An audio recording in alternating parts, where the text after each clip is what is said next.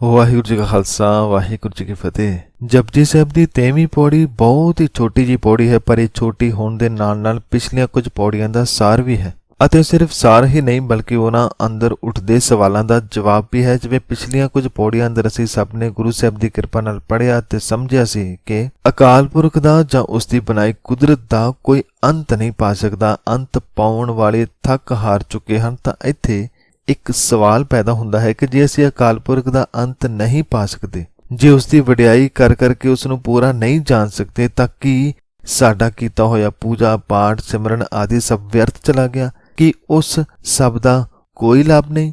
ਤਾਂ ਇਸ ਸਵਾਲ ਦਾ ਜਵਾਬ ਵੀ ਇਸ ਪੌੜੀ ਅੰਦਰ ਹੈ। ਇਸ ਤੋਂ ਇਲਾਵਾ ਇੱਕ ਹੋਰ ਬੜੀ ਹੀ ਪਿਆਰੀ ਰਾਜੇ ਤੇ ਕੀੜ ਦੀ ਉਦਾਹਰਣ ਦੇ ਕੇ ਗੁਰੂ ਸਾਹਿਬ ਨੇ ਬਹੁਤ ਹੀ ਡੂੰਘੀ ਗੱਲ ਸਾਨੂੰ ਸਮਝਾਈ, ਉਸ ਬਾਰੇ ਵੀ ਜਾਣਾਂਗੇ।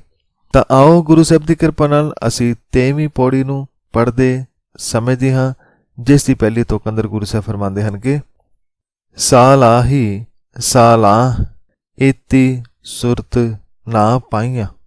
ਸਾਲਾਹੀ ਭਾਵ ਜਿਸ ਦੀ ਸਿਫਤ ਸਲਾਹ ਕੀਤੀ ਜਾਂਦੀ ਹੈ, ਭਾਵ ਅਕਾਲ ਪੁਰਖ ਜਗਤ ਦਾ ਦਾਤਾ ਸਿਰਜਣਹਾਰ, ਉਸ ਦੀ ਵਡਿਆਈ ਉਸ ਦੀ ਸਿਫਤ ਸਲਾਹ ਦਿਨ ਰਾਤ ਹੁੰਦੀ ਹੈ, ਹਰ ਥਾਂ ਹੁੰਦੀ ਹੈ। ਉਸ ਨੂੰ ਵੱਡਾ ਵੱਡਾ ਕਹਿ ਕੇ ਸਲਾਹਿਆ ਜਾਂਦਾ ਹੈ, ਉਸ ਦੇ ਗੁਣਾਂ ਨੂੰ ਨਾਮ ਨੂੰ ਗਾਇਆ ਜਾਂਦਾ ਹੈ। ਪਰ ਨਾਲ ਹੀ ਗੁਰੂ ਸਾਹਿਬ ਫਰਮਾਉਂਦੇ ਹਨ ਕਿ ਏਤੀ ਸੁਰਤ ਭਾਵ ਸਲਾਹਣ ਯੋਗ ਨਿਰੰਕਾਰ ਨੂੰ ਸਲਾਹ ਕੇ ਵੀ, ਅਕਾਲ ਪੁਰਖ ਦੀਆਂ ਵਡਿਆਈਆਂ ਆਖ ਕੇ ਵੀ ਕਿਸੇ ਮਨੁੱਖ ਨੇ ਇੰਨੀ ਸਮਝ ਨਹੀਂ ਪਾਈ, ਇੰਨੀ ਸੁਰਤ ਨਹੀਂ ਪਾਈ ਕਿ ਉਹ ਅਕਾਲ ਪੁਰਖ ਨੂੰ ਪੂਰਾ ਜਾਣ ਸਕੇ। ਅਕਾਲ ਪੁਰਖ ਕਿੱਡਾ ਵੱਡਾ ਹੈ, ਉਹ ਕਿਤੇ ਕਿਤੇ ਫੈਲਿਆ ਹੈ, ਉਸ ਦਾ ਆਦਿ ਤੇ ਅੰਤ ਕੀ ਹੈ, ਉਸ ਬਾਰੇ ਸਮਝ ਨਹੀਂ ਪਾਏ। ਭਾਵ ਕਹਿਣ ਵਾਲੇ ਤਾਂ ਬਹੁਤ ਹਨ, ਪਰ ਕਹਿਆ ਵੀ ਪਤਾ ਨਹੀਂ ਲੱਗਦਾ ਕਿ ਉਹ ਕਿੰਨਾ ਵੱਡਾ ਹੈ। ਇੱਥੇ ਸਵਾਲ ਪੈਦਾ ਹੁੰਦਾ ਕਿ ਜੇ ਉਸ ਦੇ ਅੰਤ ਦਾ ਨਹੀਂ ਪਤਾ, ਤਾਂ ਕੀ ਸਾਡਾ ਵੱਡਾ ਕਹਿਣਾ ਜਾਂ ਅਕਾਲ ਪੁਰਖ ਨੂੰ ਯਾਦ ਕਰਨਾ ਵਿਅਰਥ ਹੈ?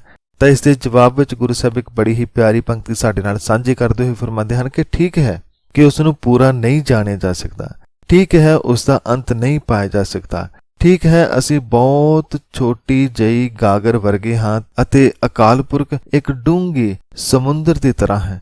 ਠੀਕ ਹੈ ਕਿ ਇਸ ਗਾਗਰ ਅੰਦਰ ਸਮੁੰਦਰ ਪੂਰਾ ਨਹੀਂ ਸਮਾ ਸਕਦਾ, ਪਰ ਸਮੁੰਦਰ ਅੰਦਰ ਤਾਂ ਗਾਗਰ ਸਮਾ ਸਕਦਾ। ਭਾਵ ਕਿ ਗਾਗਰ ਅਸੀਂ ਜੇ ਸਮੁੰਦਰ ਅੰਦਰ ਪਾ ਦਈਏ ਤਾਂ ਉਸ ਅੰਦਰ ਵੀ ਉਸ ਦੇ ਅੰਸ਼ ਆ ਜਾਂਦੇ ਹਨ, ਸਮੁੰਦਰ ਆ ਜਾਂਦਾ ਹੈ। ਕੁਝ ਇਸੇ ਤਰ੍ਹਾਂ ਦੀ ਉਦਾਹਰਣ ਨਾਲ ਗੁਰੂ ਸਾਹਿਬ ਅੱਗੇ ਫਰਮਾਉਂਦੇ ਹਨ ਕਿ ਨਦੀਆਂ ਅਤੇ ਵਾਹ ਪਵਹਿ ਸਮੁੰਦ ਨਾ ਜਾਣਿਆ ਹੈ। ਵਾਹ ਦਾ ਭਾਵ ਹੈ ਵਹਿਣ, ਭਾਵ ਨਦੀ ਨਾਲੇ। ਗੁਰੂ ਪਿਆਰੋ, ਨਦੀ ਨਾਲੇ ਨਿਕਲਦੇ ਸਮੁੰਦਰ ਅੰਦਰੋਂ ਹਨ, ਫਿਰ ਕਾਫੀ ਸਫ਼ਰ ਤੈਅ ਕਰਦੇ ਹਨ ਅਤੇ ਇਹਨਾਂ ਦੀ ਮੰਜ਼ਿਲ ਇੰਨੀ ਦੂਰ ਤੈਅ ਕਰਨ ਤੋਂ ਬਾਅਦ ਫਿਰ ਸਮੁੰਦਰ ਹੀ ਹੁੰਦੀ ਹੈ। ਸਮੁੰਦਰ ਵਿੱਚ ਪਹੁੰਚ ਕੇ ਹੀ ਇਹਨਾਂ ਦਾ ਸਫ਼ਰ ਪੂਰਾ ਹੁੰਦਾ ਹੈ। ਜੋ ਨਦੀ ਨਾਲੇ ਸਮੁੰਦਰ ਤੱਕ ਨਹੀਂ ਪਹੁੰਚ ਪਾਉਂਦੇ, ਉਹ ਰਾਹ ਵਿੱਚ ਹੀ ਦਮ ਤੋੜ ਜਾਂਦੇ ਹਨ, ਸੁੱਕ ਜਾਂਦੇ ਹਨ ਜਾਂ ਸੜ ਜਾਂਦੇ ਹਨ। ਪਰ ਜੋ ਨਦੀ ਸਮੁੰਦਰ ਤੱਕ ਪਹੁੰਚ ਜਾਂਦੀ ਹੈ, ਉਹ ਫਿਰ ਉਸ ਅੰਦਰ ਮਿਲ ਕੇ ਉਸ ਦਾ ਹੀ ਰੂਪ ਹੋ ਜਾਂਦੀ ਹੈ, ਉਹ ਆਪਣੀ ਹਸਤੀ ਮਿਟਾ ਦਿੰਦੀ ਹੈ। ਹੁਣ ਗੁਰੂ ਪਿਆਰਿਓ, ਨਦੀਆਂ ਜੋ ਸਮੁੰਦਰ ਵਿੱਚ ਮਿਲਦੀਆਂ ਹਨ, ਉਹ ਸਮੁੰਦਰ ਦਾ ਅੰਤ ਤਾਂ ਨਹੀਂ ਪਾ ਸਕਦੀਆਂ, ਪਰ ਉਸ ਅੰਦਰ ਸਮਾ ਕੇ ਉਸ ਦਾ ਹਿੱਸਾ ਤਾਂ ਹੋ ਸਕਦੀਆਂ ਹਨ, ਉਸ ਦੇ ਹੁਕਮ ਅੰਦਰ ਰਹਿ ਕੇ ਆਨੰਦ ਤਾਂ ਮਾਣ ਸਕਦੇ ਹਨ। ਕੁਝ ਇਸੇ ਤਰ੍ਹਾਂ ਹੀ ਜੋ ਮਨ ਰੱਬ ਨੂੰ ਵੱਡਾ ਕਹਿੰਦਾ ਹੈ, ਜੋ ਉਸ ਦੇ ਅੰਤ ਬਾਰੇ ਨਹੀਂ ਜਾਣ ਪਾਉਂਦਾ, ਪਰ ਉਸ ਦੀ ਕੀਤੀ ਹੋਈ ਕੋਈ ਵੀ ਕੋਸ਼ਿਸ਼ ਬੇਕਾਰ ਨਹੀਂ ਜਾਂਦੀ, ਕਿਉਂਕਿ ਜਿੰਨਾ ਜ਼ਿਆਦਾ ਮਨ ਰੱਬ ਵਾਲੇ ਪਾਸੇ ਲੱਗਦਾ ਹੈ, ਉਹ ਉਨਾ ਹੋਰ ਅਕਾਲ ਪੁਰਖ ਦੇ ਨੇੜੇ ਹੁੰਦਾ ਚਲਾ ਜਾਂਦਾ ਹੈ। ਉਸ ਦਾ ਸਲਾਹੁਣਾ, ਖੋਜਣਾ, ਪਾਠ ਕਰਨਾ, ਪੂਜਣਾ ਉਸ ਨੂੰ ਇੱਕ ਦਿਨ ਅਕਾਲ ਪੁਰਖ ਵਿੱਚ ਅਭੇਦ ਕਰ ਦਿੰਦਾ ਹੈ। ਸੋ ਮੰਨਿਆ ਕਿ ਅਕਾਲ ਪੁਰਖ ਦਾ ਅੰਤ ਨਹੀਂ ਪਾਇਆ ਜਾ ਸਕਦਾ, ਪਰ ਅੰਤ ਵਿੱਚ ਸਮਾਇਆ ਤਾਂ ਜਾ ਸਕਦਾ ਹੈ। ਠੀਕ ਹੈ, ਛੋਟੀ ਜੀ ਗਾਗਰ ਅੰਦਰ ਸਮੁੰਦਰ ਨੂੰ ਨਹੀਂ ਪਾਇਆ ਜਾ ਸਕਦਾ, ਪਰ ਸਮੁੰਦਰ ਅੰਦਰ ਤਾਂ ਗਾਗਰ ਨੂੰ ਪਾਇਆ ਜਾ ਸਕਦਾ ਹੈ। ਗਾਗਰ ਤਾਂ ਪੂਰੀ ਦੀ ਪੂਰੀ ਸਮੁੰਦਰ ਨਾਲ ਭਰ ਸਕਦੀ ਹੈ, ਜਿਵੇਂ ਕਿ ਗੁਰਬਾਣੀ ਅੰਦਰ ਵੀ ਆਇਆ ਹੈ, ਸਰਵਰ ਮਹਿ ਹੰਸ, ਹੰਸ ਮਹਿ ਸਾਗਰ। ਹੰਸ ਵਿੱਚ ਪੂਰਾ ਸਾਗਰ ਨਹੀਂ ਆ ਸਕਦਾ, ਪਰ ਸਾਗਰ ਤਾਂ ਹੰਸ ਵਿੱਚ ਆ ਸਕਦਾ ਹੈ। ਜਦੋਂ ਹੰਸ ਸਾਗਰ ਵਿੱਚ ਸਮਾ ਜਾਂਦਾ ਹੈ ਤਾਂ ਉਹ ਵੀ ਉਸ ਦਾ ਹਿੱਸਾ ਹੋ ਜਾਂਦਾ ਹੈ, ਉਸ ਅੰਦਰ ਵੀ ਉਸ ਦੇ ਅੰਸ਼ ਆ ਜਾਂਦੇ ਹਨ, ਅਭੇਦਤਾ ਹੋ ਜਾਂਦੀ ਹੈ। ਗੁਰੂ ਪਿਆਰੇ, ਜਿਸ ਨੂੰ ਇਹ ਗੱਲ ਸਮਝ ਆ ਜਾਏ, ਉਸ ਦਾ ਜੀਵਨ ਹੀ ਬਦਲ ਜਾਂਦਾ ਹੈ। ਗੁਰੂ ਸਾਹਿਬ ਇਸ ਤੁਕ ਰਾਹੀਂ ਫਰਮਾਉਂਦੇ ਹਨ ਕਿ ਦਰਿਆ ਅਤੇ ਛੋਟੇ ਨਾਲੇ ਸਮੁੰਦਰ ਵਿੱਚ ਜਾ ਪੈਂਦੇ ਹਨ, ਪਰ ਮਿਲਣ ਤੋਂ ਬਾਅਦ ਉਸ ਸਮੁੰਦਰ ਤੋਂ ਵੱਖਰੇ ਨਹੀਂ ਜਾਣੇ ਜਾਂਦੇ। ਭਾਵ ਨਦੀਆਂ ਨਾਲੇ ਸਮੁੰਦਰ ਵਿੱਚ ਸਮਾ ਜਾਂਦੇ ਹਨ, ਉਹਨਾਂ ਦੀ ਵੱਖਰੀ ਹੋਂਦ ਖਤਮ ਹੋ ਜਾਂਦੀ ਹੈ।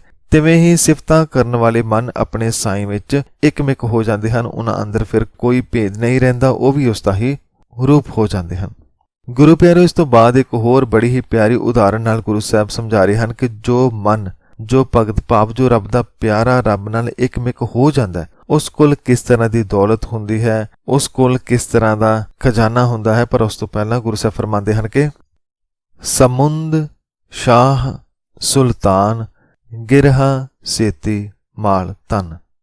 ਗਿਰਹਾ ਦਾ ਭਾਵ ਹੈ ਪਹਾੜ, ਗਿਰਹਾ ਸੇਤੀ ਮਾਲ ਧਨ ਭਾਵ ਪਹਾੜਾਂ ਜਿੰਨੇ ਧਨ ਪਦਾਰਥ। ਗੁਰੂ ਪਿਆਰਿਓ, ਦੌਲਤ ਵਿੱਚ ਵੀ ਫਰਕ ਹੁੰਦਾ ਹੈ। ਅਸੀਂ ਉਸ ਨੂੰ ਅਮੀਰ ਕਹਿੰਦੇ ਹਾਂ ਜਿਸ ਕੋਲ ਬਹੁਤ ਪੈਸਾ ਹੋਏ, ਧਨ ਦੌਲਤ ਹੋਏ, ਪਰ ਗੁਰੂ ਸਾਹਿਬ ਉਸ ਨੂੰ ਅਮੀਰ ਕਹਿੰਦੇ ਹਨ ਜਿਸ ਕੋਲ ਗੁਨਾਹ ਰੂਪੀ ਧਨ ਦੌਲਤ ਹੋਏ, ਖਜ਼ਾਨਾ ਹੋਏ, ਜਿਸ ਕੋਲ ਗੁਨਾਹ ਰੂਪੀ ਧਨ ਦੌਲਤ ਹੋਏ, ਖਜ਼ਾਨਾ ਹੋਏ, ਜਿਸ ਕੋਲ ਰੱਬੀ ਨਾਮ ਦੀ ਦੌਲਤ ਹੋਏ। ਜ਼ਰੂਰੀ ਨਹੀਂ ਕਿ ਉਸ ਕੋਲ ਦੁਨਿਆਵੀ ਪੈਸਾ ਹੈ ਜਾਂ ਨਹੀਂ।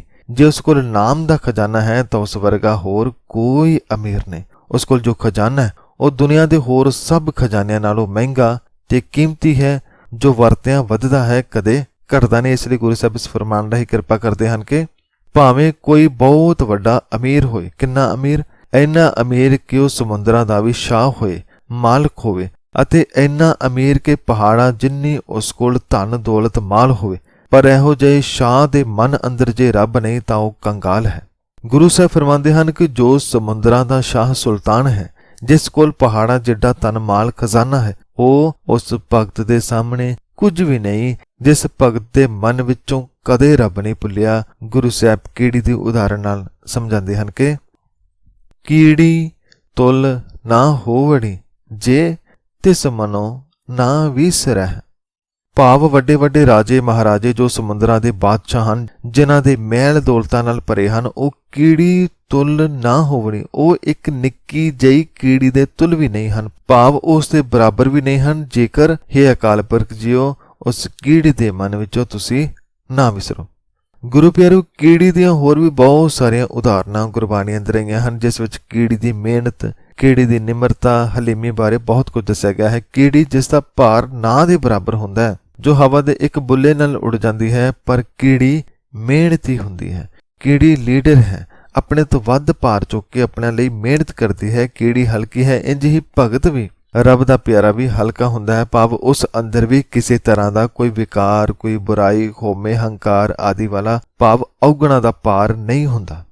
ਗੁਰੂ ਪਿਆਰਿਓ, ਇੱਥੇ ਇੱਕ ਗੱਲ ਧਿਆਨ ਦੇਣ ਵਾਲੀ ਹੈ, ਜੋ ਅਸੀਂ ਕਈ ਵਾਰ ਦੇਖੀ ਹੋਏਗੀ ਕਿ ਵੱਡੇ ਵੱਡੇ ਅਮੀਰ ਲੋਕ ਵੀ ਸੰਤਾਂ ਮਹਾਤਮਾਵਾਂ ਦੇ ਪੈਰਾਂ ਵਿੱਚ ਆ ਬਹਿੰਦੇ ਹਨ। ਕਿਸ ਲਈ ਬਹਿੰਦੇ ਹਨ? ਕਿ ਸੰਤ ਭਗਤ ਉਹਨਾਂ ਤੋਂ ਜ਼ਿਆਦਾ ਅਮੀਰ ਹਨ, ਕਿ ਭਗਤਾਂ ਕੋਲ ਉਹਨਾਂ ਤੋਂ ਵੱਡੇ ਮਹਿਲ ਹਨ? ਨਹੀਂ, ਉਸ ਕੋਲ ਇਹੋ ਜਿਹਾ ਕੁਝ ਹੈ ਜਾਂ ਨਹੀਂ, ਇਸ ਨਾਲ ਫਰਕ ਨਹੀਂ ਪੈਂਦਾ। ਫਰਕ ਪੈਂਦਾ ਹੈ ਜੋ ਭਗਤ ਦੇ ਮਨ ਦੇ ਅੰਦਰ ਹੈ। ਗੁਰੂ ਪਿਆਰਿਓ, ਇੱਕ ਭਗਤ ਕੋਲ ਉਹ ਸਭ ਹੁੰਦਾ ਹੈ ਜੋ ਸਾਡੇ ਕੋਲ ਨਹੀਂ ਹੁੰਦਾ। ਉਹ ਕੀ ਹੈ? ਉਹ ਹੈ ਰੱਬ ਦਾ ਨਾਮ, ਉਸ ਦਾ ਪਿਆਰ, ਉਸ ਦੇ ਨਾਮ ਦੀ ਦੌਲਤ, ਗੁਣਾਂ ਦੀ ਦੌਲਤ, ਜਿਸ ਨੂੰ ਜਿੰਨਾ ਵੰਡੋ ਉਨੀ ਵੱਧਦੀ ਹੈ। ਜਿੰਨੀ ਜ਼ਿਆਦਾ ਉਸ ਕੋਲ ਹੁੰਦੀ ਹੈ, ਉਹ ਉਨਾ ਹੋਰ ਅਮੀਰ ਹੁੰਦਾ ਹੈ। ਗੁਰੂ ਪਿਆਰਿਓ, ਉਸ ਕੋਲ ਅਮੀਰੀ ਹੁੰਦੀ ਹੈ ਰੱਬੀ ਗੁਣਾਂ ਦੀ, ਉਸ ਕੋਲ ਮਹਿਕ ਹੁੰਦੀ ਹੈ ਉਸ ਦੇ ਨਾਮ ਦੀ। ਇਸ ਲਈ ਵੱਡੇ ਵੱਡੇ ਰਾਜੇ ਵੀ ਉਸ ਕੋਲ ਆ ਕੇ ਬਹਿੰਦੇ ਹਨ। ਪਰ ਭਗਤ ਹਮੇਸ਼ਾ ਨਿਮਰਤਾ ਅੰਦਰ ਰਹਿੰਦਾ ਹੈ, ਰੱਬੀ ਹੁਕਮ ਅੰਦਰ ਰਹਿੰਦਾ ਹੈ, ਕਦੇ ਹੰਕਾਰ ਜਾਂ ਖੁਸ਼ਾਮਦ ਅੰਦਰ ਨਹੀਂ ਆਉਂਦਾ। ਇਸ ਲਈ ਗੁਰੂ ਸਾਹਿਬ ਇਸ ਤੋਂ ਕਰੇ ਫਰਮਾਉਂਦੇ ਹਨ ਕਿ ਸਮੁੰਦਰਾਂ ਦੇ ਸ਼ਾਹ ਵੀ, ਜਿਸ ਕੋਲ ਪਹਾੜਾਂ ਜਿੰਨੀ ਦੌਲਤ ਹੈ, ਉਹ ਉਸ ਕੀੜੀ ਦੇ ਬਰਾਬਰ ਨਹੀਂ ਜਿਸ ਕੀੜੀ ਦੇ ਮਨੋਂ ਰੱਬ ਨਾ ਵਿਸਰੇ, ਜਿਸ ਦੇ ਮਨੋਂ ਕਦੇ ਅਕਾਲ ਪੁਰਖ ਨਾ ਵਿਸਰੇ। ਤਾਂ ਗੁਰੂ ਪਿਆਰੂ, ਇਸੀ 23ਵੀਂ ਪੌੜੀ ਜਿਸ ਅੰਦਰ ਗੁਰੂ ਸਾਹਿਬ ਨੇ ਸਮਝਾਇਆ ਕਿ ਇੱਕ ਭਗਤ ਜਾਂ ਰੱਬ ਦਾ ਪਿਆਰਾ ਜੋ ਮਾਲਕ ਦੀ ਸਿਫਤ ਸਲਾਹ ਕਰਦਾ ਹੈ, ਉਸ ਦਾ ਵੱਡਾ ਵੱਡਾ ਕਹਿਣਾ ਜਾਂ ਉਸ ਦਾ ਅਕਾਲ ਪੁਰਖ ਨੂੰ ਯਾਦ ਕਰਨਾ ਕਦੇ ਵਿਅਰਥ ਨਹੀਂ ਜਾਂਦਾ। ਜੋ ਵੀ ਉਸ ਮਾਲਕ ਨਾਲ ਜੁੜਿਆ ਰਹਿੰਦਾ ਹੈ, ਉਹ ਇੱਕ ਨਾ ਇੱਕ ਦਿਨ ਮਾਲਕ ਪਰਮਾਤਮਾ ਰੂਪੀ ਸਮੁੰਦਰ ਵਿੱਚ ਆ ਕੇ ਮਿਲ ਹੀ ਜਾਂਦਾ ਹੈ। ਉਸ ਵਿੱਚ ਮਿਲਿਆ ਹੀ ਆਨੰਦ ਹੈ। ਇਹੀ ਜੀਵਨ ਦਾ ਮਨੋਰਥ ਹੈ, ਸੱਚ ਦਾ ਹਿੱਸਾ ਹੋ ਜਾਣਾ, ਇੱਕ ਨਾਲ ਇੱਕ ਹੋ ਜਾਣਾ। ਅਤੇ ਜੋ ਇੱਕ ਹੋ ਜਾਂਦਾ ਹੈ, ਗੁਰੂ ਸਾਹਿਬ ਫਰਮਾਉਂਦੇ ਹਨ ਕਿ ਉਹ ਹੀ ਅਸਲ ਅਮੀਰ ਹੈ। ਵੱਡੇ ਵੱਡੇ ਅਮੀਰ ਵੀ ਉਸ ਅੱਗੇ ਕੁਝ ਵੀ ਨਹੀਂ ਹਨ। ਗੁਰੂ ਪਿਆਰਿਓ, ਅੱਜ ਹਰ ਕੋਈ ਅਮੀਰ ਹੋਣਾ ਚਾਹੁੰਦਾ ਹੈ। ਬਾਹਰੋਂ ਪਤਾ ਨਹੀਂ ਕਦੇ ਅਮੀਰ ਕੋਈ ਹੋ ਪਾਵੇਗਾ ਜਾਂ ਨਹੀਂ, ਪਰ ਅੰਦਰੋਂ ਅਸੀਂ ਸਾਰੇ ਹੀ ਅਮੀਰ ਹੋ ਸਕਦੇ ਹਾਂ, ਕਿਉਂਕਿ ਸਾਡੇ ਕੋਲ ਅਮੀਰ ਹੋਣ ਵਾਲਾ ਖਜ਼ਾਨਾ ਸਤਿਗੁਰੂ ਸ੍ਰੀ ਗੁਰੂ ਗ੍ਰੰਥ ਸਾਹਿਬ ਜੀ ਮਹਾਰਾਜ ਜੀ ਹਨ, ਜੋ ਸਾਨੂੰ ਅੰਦਰੋਂ ਅਮੀਰ ਬਣਾਉਂਦੇ ਹਨ। ਸਾਡੇ ਮਨ ਨੂੰ, ਵਿਚਾਰਾਂ ਨੂੰ, ਸੋਚ ਨੂੰ ਅਮੀਰ ਕਰਕੇ ਸਾਡੀ ਜ਼ਿੰਦਗੀ ਨੂੰ ਸੋਹਣਾ ਬਣਾ ਦਿੰਦੇ ਹਨ, ਜੋ ਸਾਡੇ ਕਿਰਦਾਰ ਨੂੰ ਅਮੀਰ ਬਣਾ ਕੇ ਸਾਨੂੰ ਆਨੰਦ ਨਾਲ, ਖੁਸ਼ੀਆਂ ਨਾਲ, ਖੇੜਿਆਂ ਨਾਲ ਭਰ ਦਿੰਦੇ ਹਨ। ਇਸ ਲਈ ਆਓ ਗੁਰੂ ਸਾਹਿਬ ਨਾਲ ਜੁੜ ਕੇ ਅੰਦਰੋਂ ਤਕੜੇ ਬਣੀਏ, ਅੰਦਰੋਂ ਅਮੀਰ ਬਣੀਏ, ਅੰਦਰੋਂ ਆਨੰਦ ਨਾਲ ਭਰੀਏ। ਧੰਨਵਾਦ। ਅੰਤ ਵਿੱਚ ਇਸ ਪੌੜੀ ਨੂੰ ਵਿਚਾਰਦੇ ਹੋਈਆਂ ਗਲਤੀਆਂ ਦੀ ਮੈਂ ਹੱਥ ਜੋੜ ਕੇ ਆਪ ਸਭ ਤੋਂ ਅਤੇ ਗੁਰੂ ਸਾਹਿਬ ਤੋਂ ਮਾਫੀ ਮੰਗਦਾ ਅਤੇ ਸ੍ਰੀ ਗੁਰੂ ਗ੍ਰੰਥ ਸਾਹਿਬ ਜੀ ਮਹਾਰਾਜ ਜੀ ਦਾ ਇਸ ਵਿਚਾਰ ਨੂੰ ਸਮਝਾਉਣ ਲਈ ਵਾਰ-ਵਾਰ ਧੰਨਵਾਦ ਕਰਦਾ, ਨਮਸਕਾਰ ਕਰਦਾ। ਇਸ ਵਿਚਾਰ ਨੂੰ ਸੁਣਨ ਲਈ ਆਪ ਸਭ ਸੰਗਤ ਦਾ ਵੀ ਧੰਨਵਾਦ। ਵਾਹਿਗੁਰੂ ਜੀ ਕਾ ਖਾਲਸਾ, ਵਾਹਿਗੁਰੂ ਜੀ ਕੀ ਫਤਿਹ।